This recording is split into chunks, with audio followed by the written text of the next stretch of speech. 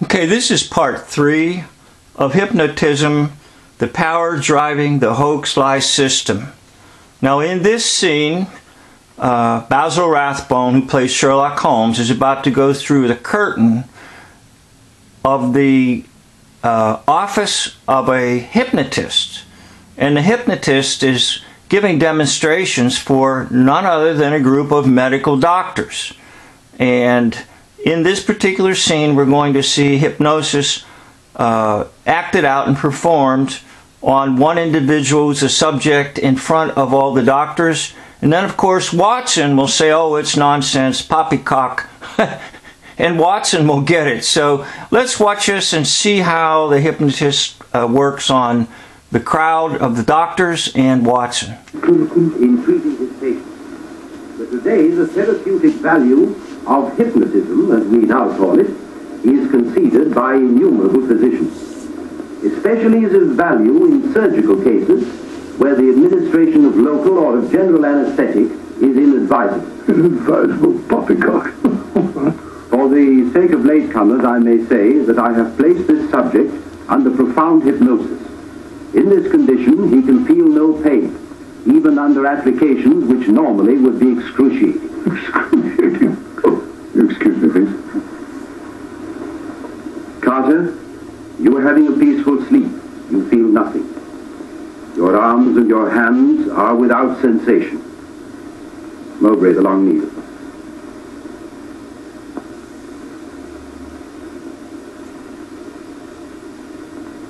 Carter, give me your right hand.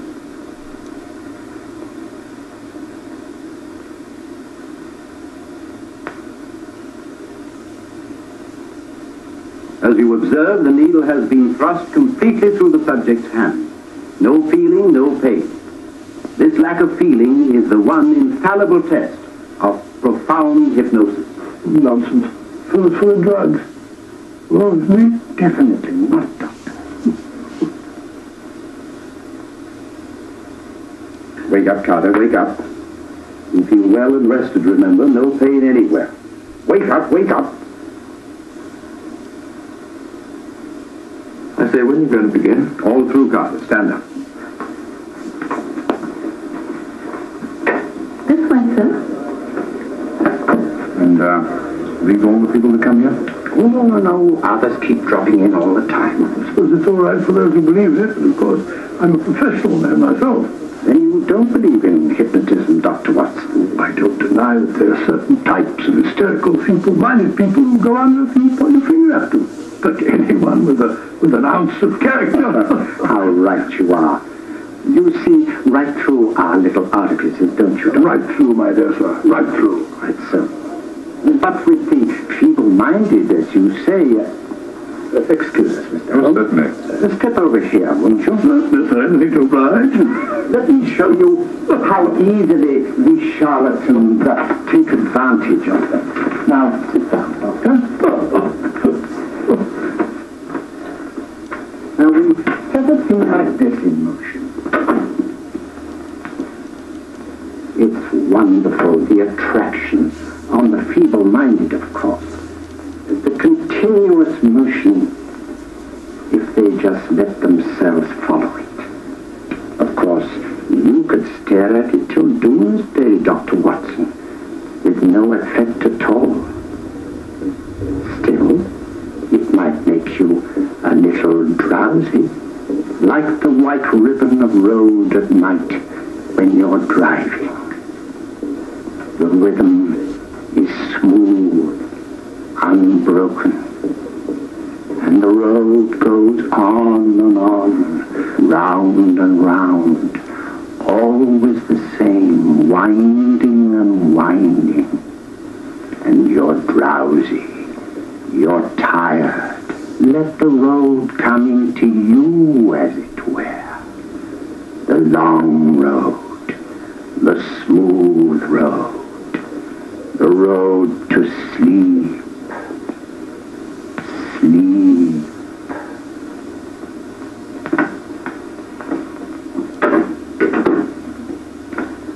Open your eyes.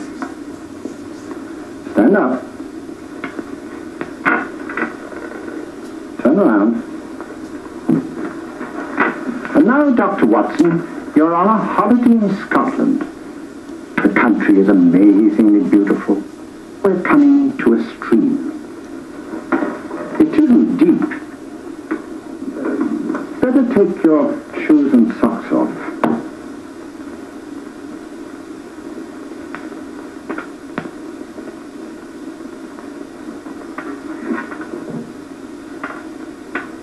Roll up your trouser.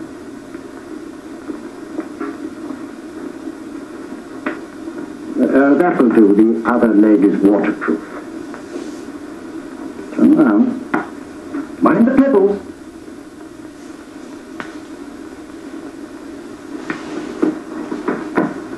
Down.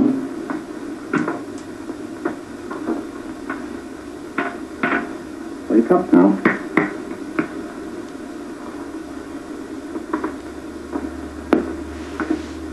I see. What I tell you, it didn't work with me. Why, nobody will announce the character.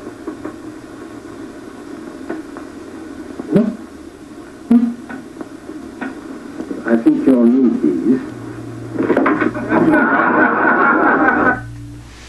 Okay, I'd like to talk a little bit about that. If you see the big swirly thing there that the hypnotist used, I would liken that to the television set.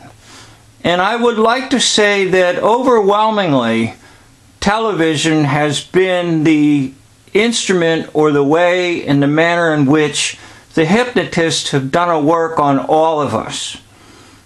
You notice how it spins and swirls?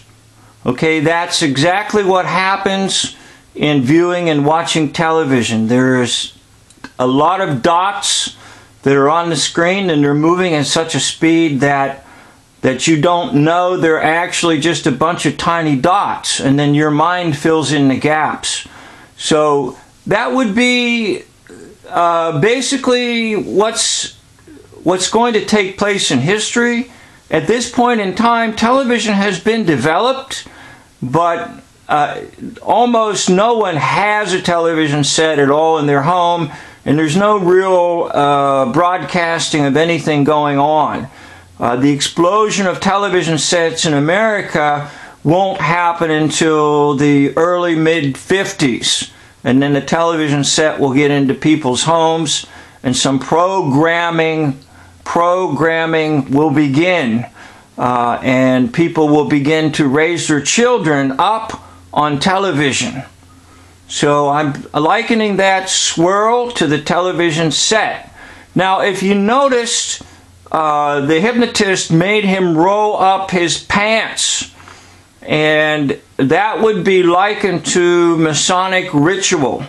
One of the first rituals that is done is that they roll up the pants on one leg, and of course there's other things they do. They blindfold them, and later they'll put a knife to their chest and things like that. So anyhow, those who are in the Mason Club or the Mason Cabal, they know a little bit about the power of demons, but they themselves are deceived, okay? So hypnotism is, in a sense, lowering your resistance levels and allowing these demons to come in and play havoc on your mind. And that's exactly what happens. So I would liken it to that you live in a house and it's very secure. All the doors are locked, all the windows are shut and locked, and you have an alarm system and so forth. So what the hypnotist does is the hypnotist shuts off the alarm system and then begins to open a window or two, open the doors. Next thing you know, all the windows are open, all the doors are open, and then the hypnotist will release the demon powers to come into that house, to come into that person. And then once those demon powers are in that person, they perform their work upon them of deception. So hence Dr. Watson is laughed at because he thought it couldn't happen to him. Now the same was true for me. I didn't think things like this could happen to me. I didn't think I could be deceived. I didn't think I could be lied to. And oh my gosh, I found out. I sure was lied to. I sure was under the power of hypnos. I surely had watched an enormous amount of television and acquired a whole bunch of lies in my temple. So the only thing you can do is cleanse your temple, and the one who cleansed the temple in the Holy Bible was the Lord Jesus Christ. So let the Lord Jesus Christ cleanse your temple right now of these demons of lies, these demons of deception, who tell you things and who want to control your life and control your mind. Only let the mind of Christ control your mind. Thank you for watching.